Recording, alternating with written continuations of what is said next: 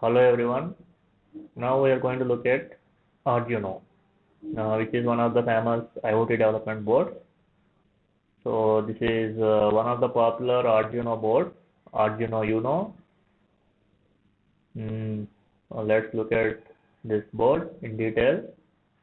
So Arduino is open source platform for developing electronic projects. It is widely used in IoT along with NodeMCU. And so Arduino consists of a physical circuit board as well as a software IDE, integrated development environment. And this IDE, using the IDE, we write programs using C++. Okay. So some of the features of this Arduino board are it provides analog as well as digital programming.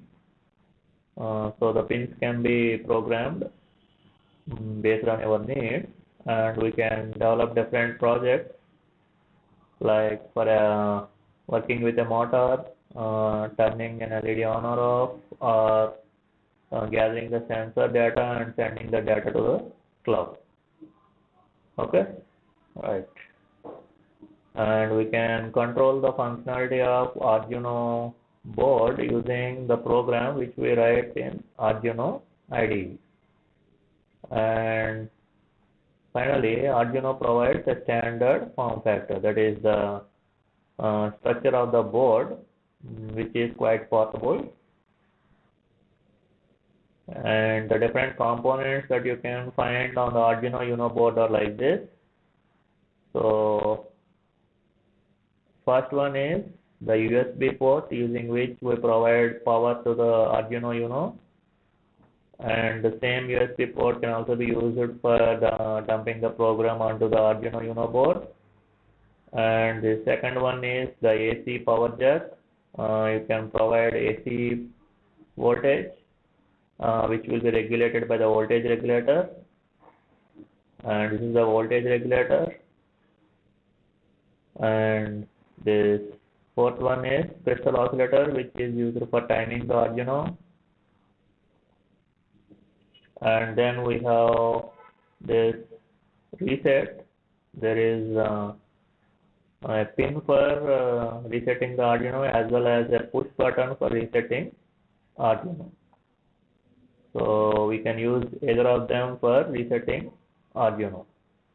And then we have a combination of pins which are power pins as well as ground pins.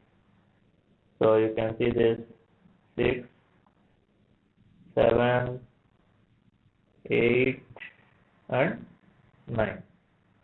So all these are power pins as well as ground pins. So one is 3.3 volt pin, 5 volt pin, and the remaining two are ground pins, 8 and 9. Oh, sorry. There are two ground pins here, that is combinedly marked as 8, and 9 is VN, voltage in. So you can provide AC power supply, which will be regulated by the voltage regulator. And then we have analog pins from A0 to A5, total 6 analog pins for working with analog input and analog output. So next is the main microcontroller, which actually controls the functionality of board. Generally, the microcontroller is an Atmel microcontroller. Okay, it can be any other thing, but generally the things you find are Atmel microcontroller. And then we have an ICSP header, which is like an extension header that provides some programming capabilities. And then we have an power LED indicator. So whenever you provide power to the Arduino Uno board, this LED will be turned on. That is like indication that the board has been powered on.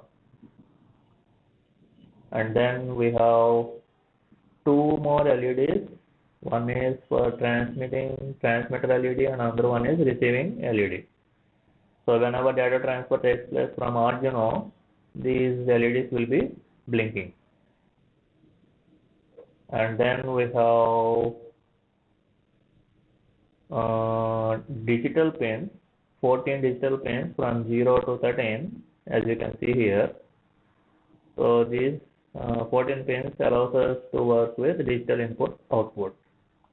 And then there is ARES. So you can see here it stands for analog reference, and it is generally not used many of the time, but if needed you can set the upper limit of the analog input pins if needed. The values can be between 0 and 5. Okay, so let's see some more boards that falls under Arduino family. So we have already seen this Arduino Uno, so I am skipping this. And next one is LilyPad. So this is like in the shape of a button. So this can be used with clothes. Okay. And we have Redboard, which is developed by a company called SparkFun. Okay. It is like Arduino Uno, more or less. And then we have the big brother in Arduino family, the Arduino Mega. So there are lots of pins in this Arduino Mega board. So if your project involves lots of components to be connected, we have to go for Arduino Mega. And then there is Leonardo. So it has built-in USB. Alright, so you can see here. And there is Arduino Nano, which is quite similar to NodeMCU, so very small in size. So for projects that need portability, we can go for Arduino Nano. And then there is Arduino MKR 0. So it's a great educational tool for teaching the students about IoT. So this is also similar to NodeMCU. So that's it about Arduino. Thank you.